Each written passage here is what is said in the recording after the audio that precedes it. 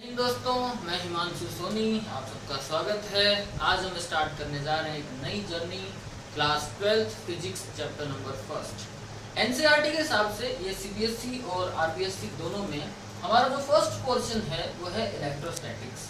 और इलेक्ट्रोस्टैटिक्स का जो फर्स्ट चैप्टर है वो है electric charges and field. Field तक तो हम लेट पहुंचेंगे। अभी हम डिस्कस करने वाले हैं इलेक्ट्रिक चार्ज, इससे रिलेटेड इंसिडेंट के बारे में।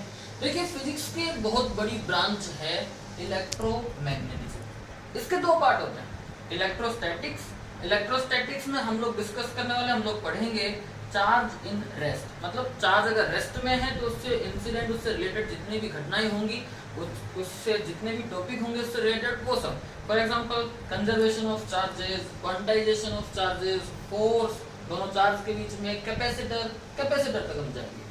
और इलेक्ट्रोडायनेमिक्स अगर बात करें तो charge in motion, for example current, इससे related EMI, electromagnetic induction, AC voltage, AC current, AC generator, इन सब का डिस्कशन हम लोग यहाँ पे करने वाले हैं। तो देर ना करते हुए हम स्टार्ट करते हैं इलेक्ट्रोस्टैटिक्स और इसके अंदर chapter first electric charges and field. बात करते हैं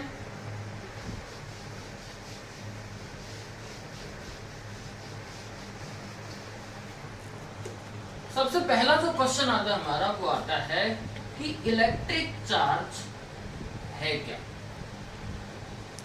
व्हाट इज इलेक्ट्रिक चार्ज।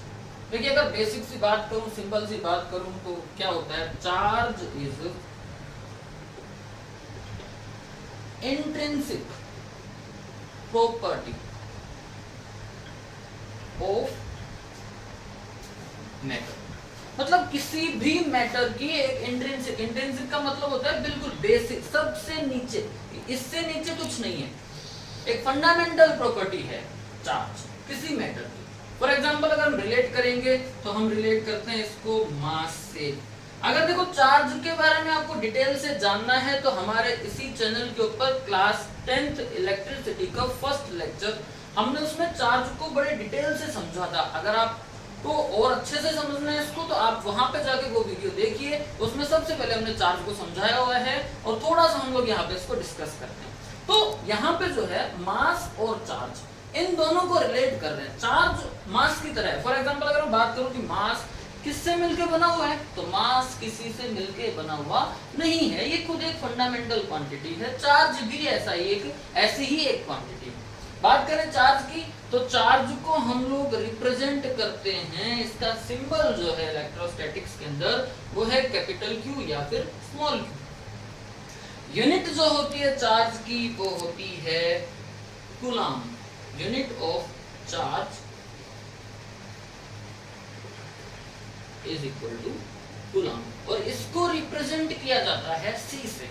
और चार्ज एक स्केलर क्वांटिटी है, मतलब डायरेक्शन से इसका कोई लेना देना नहीं होता।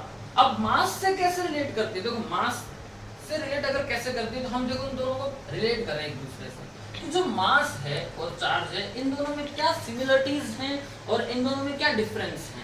तो चार्ज जो है, charge always transfer with mass. कभी भी चार्ज जो है ट्रांसफर होगा तो वो मास के साथ ट्रांसफर होगा। Charge always transfer with mass. मतलब कोई भी चार्ज पार्टिकल को आप लेके जाओगे तो जाहिर सी बात है उसका कुछ ना कुछ मास होगा। तो कभी भी जब भी चार्ज ट्रांसफर होता है एक ऑब्जेक्ट से दूसरे ऑब्जेक्ट पे जाएगा तो वो मास के साथ जाएगा। लेकिन अगर इसी स्टेटमेंट को हम अपोजिट करके बोले तो वो बिल्कुल सही नहीं है। मास चार्ज के साथ कभी ट्रांसफर नहीं होगा।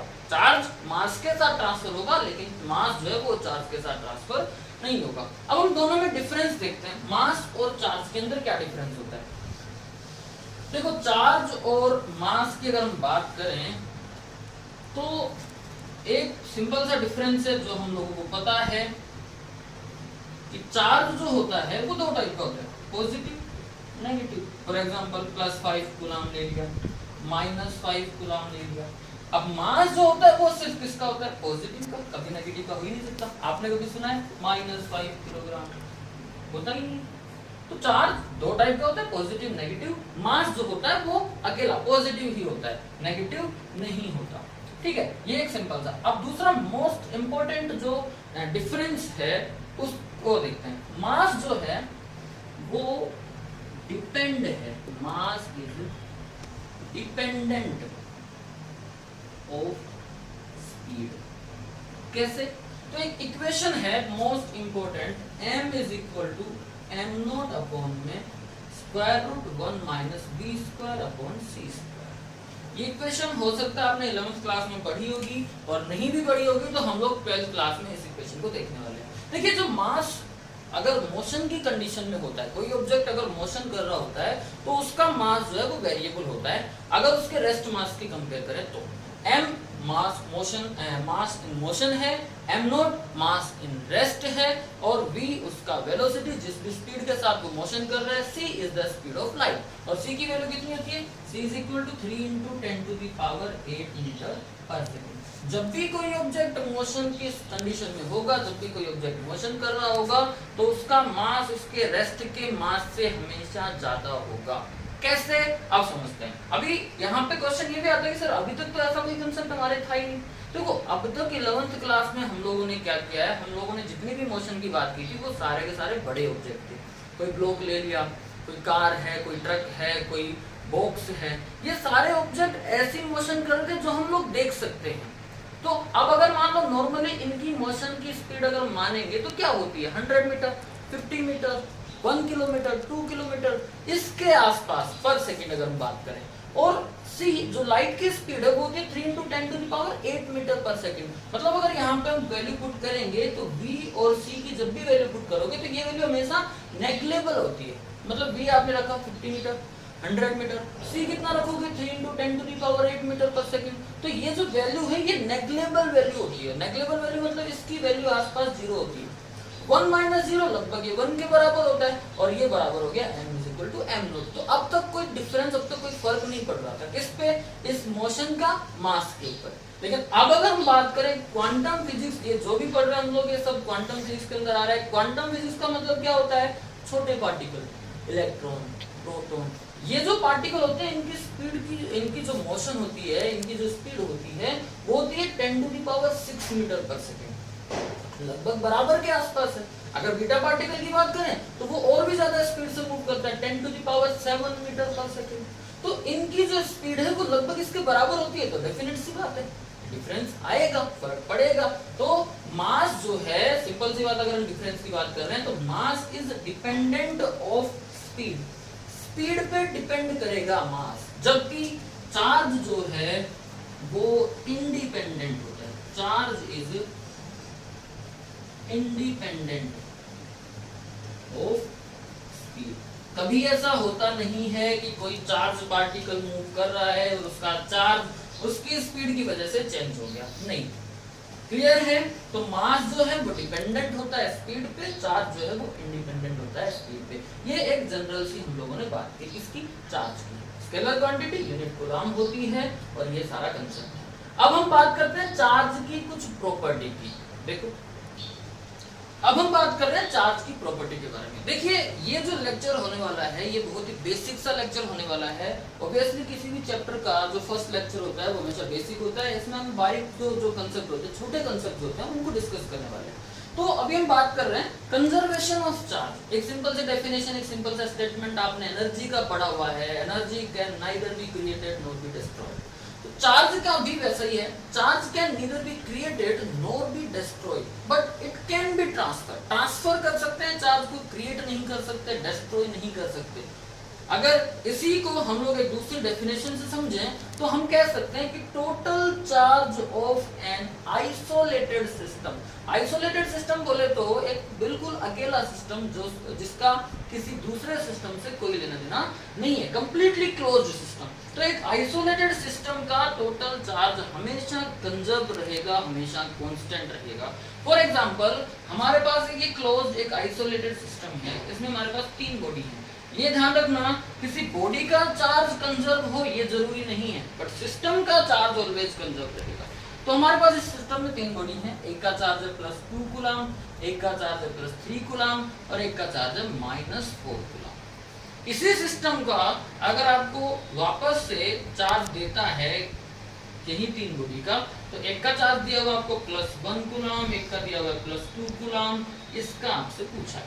तो according to statement charge always conserve रहता है दोनों या एक सिस्टम का। तो हम यहाँ पे क्या करेंगे, स्टेटमेंट के अकॉर्डिंग हमारे पास इक्वेशन बनेगी Q1 + Q2 + Q3 बराबर है Q1 dash + Q2 dash + Q3 dash. यहाँ से आपको इसकी वैल्यू निकालनी है, टोटल करो 3 + 2 5 - 4 = 1 कूलम, इक्वल है Q1 + Q2 dash + Q3 dash. ये आ गया 1 + 2 3 + Q3 डैश, तो Q3 डैश = 3 इधर आएगा माइनस का 1 प्लस का, तो Q3 dash = -2 coulomb. This is the conservation of charge. Conservation of charge के अकॉर्डिंग किसी आइसोलेटेड सिस्टम का चार्ज हमेशा क्या रहेगा, कंजर्व रहेगा। सेकंड प्रॉपर्टी देखते हैं। अब देखिए सेकंड प्रॉपर्टी इसकी जो है वो है क्वांटाइजेशन ऑफ चार्ज। क्वांटाइजेशन का मतलब क्या होता है, देखो the thing which is available in fixed amount. कोई भी चीज या कोई भी ऑब्जेक्ट या कोई भी प्रॉपर्टी अगर जो कि फिक्स्ड अमाउंट के ऊपर या फिक्स अमाउंट के अंदर अवेलेबल है, फॉर एग्जांपल ये मार्कर, अगर आप इसको मार्केट से लेने जाओगे तो या तो 1 लेके आओगे, 2 लेके आओगे, 3 लेके आओगे, मतलब सिंपल सा है, काउंट कर सकते हैं 1 2 3 4 5। अगर मैं कहूँ आपको कि मार्कर लेके आओ आप 1.5, तो क्या आप ला सकते हो क्या? 2.5 3.5 नहीं ला सकते। मतलब कोई भी ऑब्जेक्ट को जो कि एक फिक्स अमाउंट के अंदर अवेलेबल है तो उसको हम कहते हैं quantization. The food is not in fix amount. खाना जो फिक्स अमाउंट में थोड़ी है, आप खाना खा रहे हो या कोई दूध पी रहे हो, तो दूध को आप उसके मॉलिक्यूल को काउंट कर सकते हो क्या? मतलब वो एक फिक्स अमाउंट के अंदर नहीं है। चार्ज फिक्स अमाउंट के अंदर अवेलेबल है, कैसे? तो इसको दो अलग अलग डेफिनेशन से हम लोग समझ सकते हैं। फॉर एग्जांपल कैसे? तो सबसे पहला जो इसका स्टेटमेंट है वो क्या है, the smallest charge that can be transferred which is independent is equal to the charge of 1 electron. कोई भी सबसे स्मॉलेस्ट सबसे कम चार्ज जो कि ट्रांसफर हो सकता है लेकिन इंडिपेंडेंट है, तो वो किसके बराबर होगा? Charge of 1 electron. यहाँ पे देखिए मैंने फंडामेंटल नहीं लिखा, मतलब सबसे छोटा चार्ज नहीं है, इससे भी इलेक्ट्रॉन से छोटे भी चार्ज प्रेजेंट होते हैं। क्वार्ट्ज हो गया, एंटी क्वार्ट्ज हो गया, इनकी वैल्यू क्या होती है? E/3। मतलब जो इलेक्ट्रॉन का चार्ज है इसका चार्ज होता है 1.6 × 10⁻⁻19 कूलम। इससे भी छोटे अमाउंट के चार्ज E/3 होते हैं, लेकिन वो इंडिपेंडेंट नहीं होते। इंडिपेंडेंट नहीं होते तो ट्रांसफर भी नहीं हो सकते। तो smallest charge that can be transferred जो कि इंडिपेंडेंट है वो इक्वल होना चाहिए या वो इक्वल होता है किसके? Charge of 1 electron.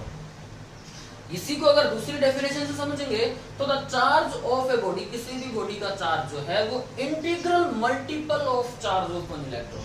किसी भी बॉडी का जो टोटल चार्ज है वो किसी इंटीग्रल मल्टीपल के अकॉर्डिंग इंटीग्रल मल्टीपल होगा। कैसे? किसके? 1 इलेक्ट्रॉन के चार्ज के। भाई जो सिंपल सी बात है, किसी भी ऑब्जेक्ट को आपको चार्ज प्रोवाइड करवाना है, कहीं पे हमको चार्ज प्रोवाइड करवाना है, तो क्या कर सकते हैं? क्या तरीका है? इलेक्ट्रॉन का ट्रांसफर करना, या तो उससे इलेक्ट्रॉन लेंगे या उसको इलेक्ट्रॉन देंगे। अब इलेक्ट्रॉन लेंगे तो कम से कम कितने लेंगे? 1। देंगे तो कम से कम कितने देंगे? 1 2 3 4 5 जो भी है वो देंगे। लेकिन क्या आप इलेक्ट्रॉन दे सकते हो 2.5? क्या वहां से आप 2.5 इलेक्ट्रॉन निकाल सकते हो? नहीं। तो चार्ज जो है इनके इंटीग्रल मल्टीपल की फॉर्म के अंदर होता है। मतलब एक सिंपल सी इक्वेशन आपने 10th में पढ़ी है, Q = Ne, where Q is the amount of charge, N is the number of transfer electron, E is the value of charge of 1 electron, E is equal to 1.6 × 10⁻⁻19 coulomb. ये हम बात कर रहे हैं अमाउंट की।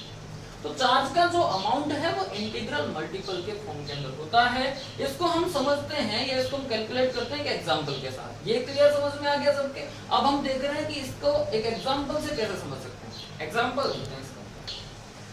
अब देखिए क्वेश्चन है आपके पास में, can 8 × 10⁻⁻18 coulomb charge be transfer.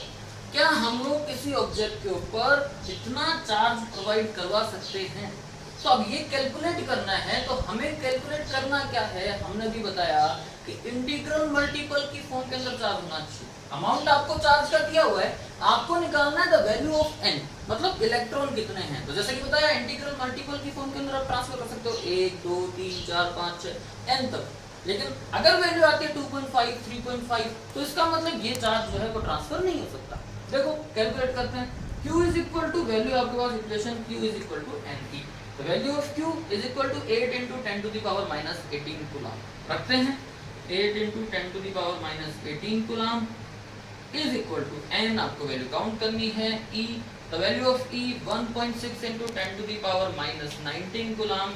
हम लोगों को फाइंड करना है n, तो n is equal to 8 × 10 to the power minus 18 coulomb upon में 1.6 × 10 to the power minus 19 coulomb. Coulomb से कूलम कैंसिल, वैसे भी n नंबर है, नंबर की कोई यूनिट नहीं होती, यूनिट लेस होता है। अब चेक कर रहे हैं 10 टू द पावर माइनस 19 ऊपर गया 10 टू द पावर प्लस 19 और यहाँ पे है 10 to the power minus 18 cancel होगा, मल्टीपल में बचेगा 10, ऊपर है 8 अपॉन में 1.6 पॉइंट हटा देते हैं, यहाँ पे आ गया 80 और नीचे आ गया 60। तो कैंसिल करोगे तो ये वैल्यू आपके पास आ गई 50, मतलब नंबर ऑफ ट्रांसफर इलेक्ट्रॉन कितने हैं 50। आराम से कर सकते हैं ट्रांसफर, इसका मतलब ये चार्ज जो है वो ट्रांसफर हो सकता है। तो ये एग्जांपल था क्वांटाइजेशन ऑफ चार्ज का। दो प्रॉपर्टी हम लोगों ने पढ़ ली, कंजर्वेशन ऑफ चार्ज और क्वांटाइजेशन ऑफ चार्ज। अब हम देखते हैं वे टू चार्ज। अब देखिए वे टू चार्ज मतलब किसी ऑब्जेक्ट को, कोई पार्टिकल को आपको चार्ज करना है तो हमारे पास कितने मेथड हैं। हमारे पास चार्ज करने के 3 मेथड है, कंडक्शन, इंडक्शन, फ्रिक्शन। अब देखिए कंडक्शन मतलब यहाँ पे हम किसी ऑब्जेक्ट को, दो ऑब्जेक्ट होंगे, सिंपल सी बात है, एक चार्ज ऑब्जेक्ट होगा एक अनचार्ज होगा। चार्ज से अनचार्ज को आपको प्रोवाइड करवाना है चार्ज, तो अभी क्या कर रहे हैं यहाँ पे जो ये जो मेथड है कंडक्शन का, इसमें होता है विद कॉन्टैक्ट, मतलब हमें उन दोनों ऑब्जेक्ट को कॉन्टैक्ट में लाना पड़ेगा विद कॉन्टैक्ट। फॉर एग्जांपल एक आपके पास कोई ऑब्जेक्ट है जिसपे नेगेटिव चार्ज है और ये एक दूसरा ऑब्जेक्ट है, दूसरा पार्टिकल है जिसके ऊपर कोई चार्ज नहीं है। तो हमने क्या किया, इसको कर दिया कनेक्ट एक वायर से, तो ये यहाँ से चार्ज जो है वो ट्रांसफर होगा और यहाँ पे आने लग जाएगा। कब तक ट्रांसफर होगा, जब तक दोनों की वैल्यू चार्ज की इक्वल नहीं हो जाती। क्लियर है, ये मेथड है कंडक्शन का। कंडक्शन में दो ऑब्जेक्ट, एक चार्ज एक अनचार्ज, दोनों को कांटेक्ट में लेके आते हैं, एक से दूसरे पे चार्ज चला जाता है। अब बात करते हैं इंडक्शन। इंडक्शन में कांटेक्ट नहीं होता दोनों ऑब्जेक्ट का, विदाउट कांटेक्ट, विदाउट। इसमें क्या करना होता है, अगर आपको किसी ऑब्जेक्ट को, किसी पार्टिकल को चार्ज करना है तो आप उसके पास एक कोई दूसरा चार्ज ऑब्जेक्ट लेके आते हैं बट कांटेक्ट में नहीं कराते। फॉर एग्जांपल कैसे, तो हमारे पास एक बॉडी है ए, आपको इसको चार्ज करना है, पॉजिटिव चार्ज करना होगा तो आप इसके पास लेके आओगे नेगेटिव वाला पार्टिकल, और नेगेटिव चार्ज करना होगा तो आप इसके पास लेके आओगे पॉजिटिव वाला चार्ज। देखो हम लोगों ने एक चार्ज ऑब्जेक्ट लिया which is नेगेटिव चार्ज। अब जैसे ही ये नेगेटिव चार्ज इसके पास लेके आओगे, जाहिर सी बात है किसी मैटर का बना हुआ होगा, इसके अंदर एटम भी होंगे। अब होगा क्या, इसके ऊपर चार्ज है नेगेटिव, तो ये नेगेटिव चार्ज वाला क्या करेगा, इलेक्ट्रॉन पे चूंकि नेगेटिव चार्ज होता है तो ये उनको रिपेल कर देगा, मतलब जितना भी नेगेटिव चार्ज होगा वो सारा का सारा चला जाएगा दूर वाले पार्ट में, और पॉजिटिव चार्ज जो है वो हो जाएगा पास वाले पार्ट में। अब इसका मतलब ये नहीं कि पॉजिटिव चार्ज आया है, पॉजिटिव चार्ज कहीं नहीं आता कहीं नहीं जाता, ये जो सारा खेल है ये है इलेक्ट्रॉन का। इलेक्ट्रॉन ही ट्रांसफर होते हैं, डोनेट भी इलेक्ट्रॉन होंगे, रिसीव भी इलेक्ट्रॉन होंगे, प्रोटॉन कभी भी नहीं जाता, because the mass of proton is very very high then electron.